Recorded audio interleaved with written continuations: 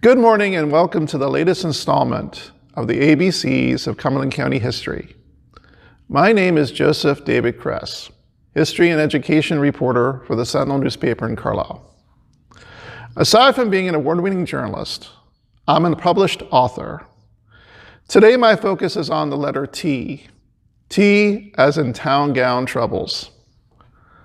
According to the website, www.idioms.thefreedictionary.com, the term town gown refers to the tense relationship that often exists between college students and the residents of the town where a college is located. The gown part of town gown refers to the robes that college students wear during graduation. In Carlisle, this tension took the form of violence between Dickinson College students and borough residents. Not just once, but twice in the 19th century. There are hints that both instances were the result of underlying class warfare. The story of what happened is a chapter in my 2012 book, Wicked Carlisle, The Dark Side of the Cumberland Valley. A nonfiction true crime book, it focuses on the villains of Carlisle over a period of almost 200 years. The first incident took place on May 1st, 1843. Big city newspapers reported that about 100 students had gathered to force the town militia off the Dickinson College campus.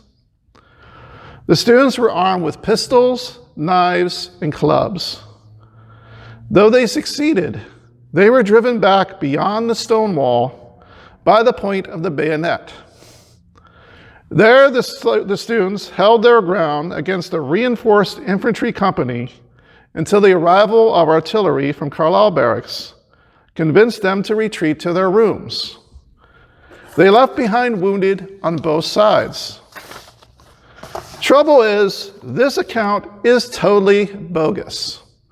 A gross exaggeration by journalists who were far removed from what actually happened that day in Carlisle. Indeed, there was a confrontation near the East College building between students and militia.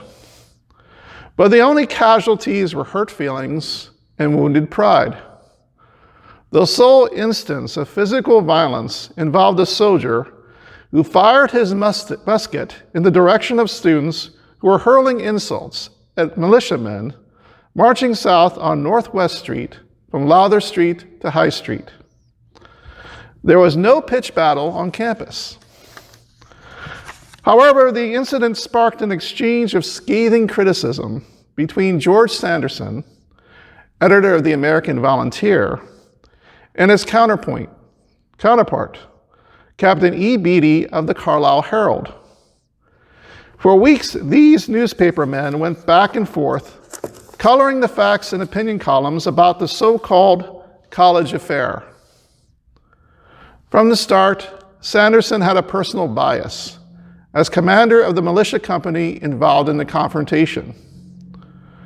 While he described his soldiers as working-class men trying to earn a living, he regarded the students as, quote, ill-bred, haughty scions of a purse-proud and bloated aristocracy. Beatty took issue with how Sanderson justified hostile gunfire as necessary to prove a point. Quote, however reprehensible the conduct of the students, the conduct of the soldiers was infinitely worse. Beatty vented that Sanderson cast an unmerited stigma on the students and did great injury to an institution which our citizens cherish. 45 years later, a second incident took place between Dickinson College students and local volunteers serving to protect Carlisle. As before, there were conflicting versions of what happened, along with a lively debate in local newspapers over who displayed the worst behavior. Once again, there were inklings of underlying class warfare between students and townsfolk, with the implication that college youth were being disrespectful of the toil of the average working man. Only what happened on Halloween night 1888 was no hoax or exaggeration, but an actual pitched battle during which people were injured on both sides by sticks and stones.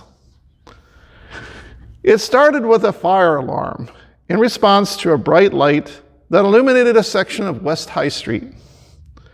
At first, there was fear that a building was on fire, but people soon realized it was a bonfire set by college students. The trouble began after firefighters connected hose to a hydrant on Northwest Street before entering the campus. They were immediately set upon by students who viewed the first responders as intruders and tried to remove them from the grounds. What followed was a 45-minute brawl during which students and firefighters exchanged body blows and pitched stones at each other, causing injuries. One stone struck a Union Fire Company officer on the left temple, opening up a large gash on his head, which required medical attention.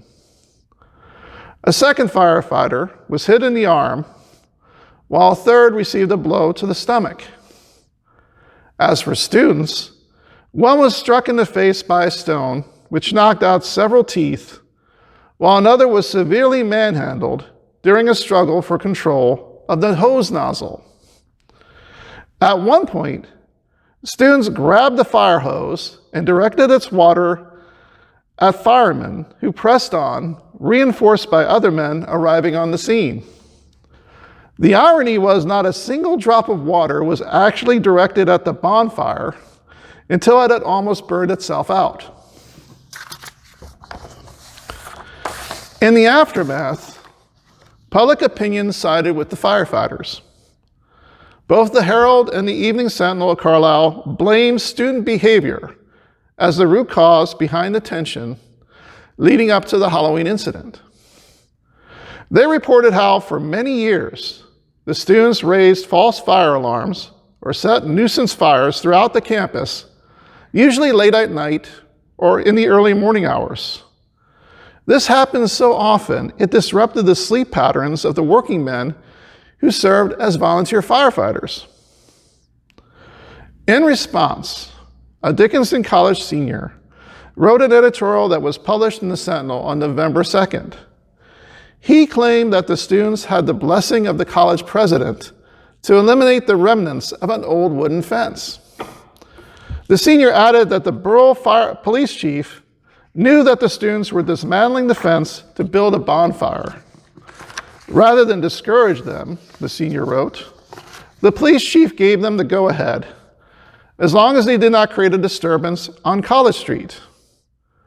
The police chief later denied this statement by saying that he had no authority to grant anyone permission to violate a borough ordinance. The celebration around the bonfire lasted only about 10 minutes before the first firefighters arrived on the scene. The senior described how the volunteers quickly connected the hose to the hydrant. A crowd of men and boys then advanced into the campus in an act the senior said was plainly unnecessary because the fire was already going down. The students speculated the real reason why the firefighters entered the campus was to provoke a confrontation, as they had threatened to do so before. The senior wrote how it was the firefighters who cast the first stones. After the hose was turned on them, they avenged themselves by removing ballast from a nearby railroad siding. This first group was then reinforced by other firefighters and what the senior called numerous recruits from the roughest elements in town. The resulting mob was further reinforced by a train full of men who had just returned from Mechanicsburg. Lastly, the student claimed the mob was led by reputable citizens, including a borough official who, instead of working to quell the disturbance, urged the rioters on. Quote, before those overwhelming odds, the college boys slowly withdrew, the senior wrote. Deluged with water, with stones ringing about their ears, they finally entered the college building. One last point. The fact that the firemen waited until the end to hose down the bonfire proved that their real motive was to incite violence, and that they had regarded the fire as non-threatening, the senior wrote. The next morning, dozens of cobblestones were found strewn about the ground in front of the East College building. This concludes my presentation. I hope you enjoyed it.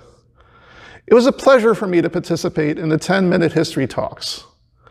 This was such a great way for local historians to share the rich history of Carlisle and Cumberland County.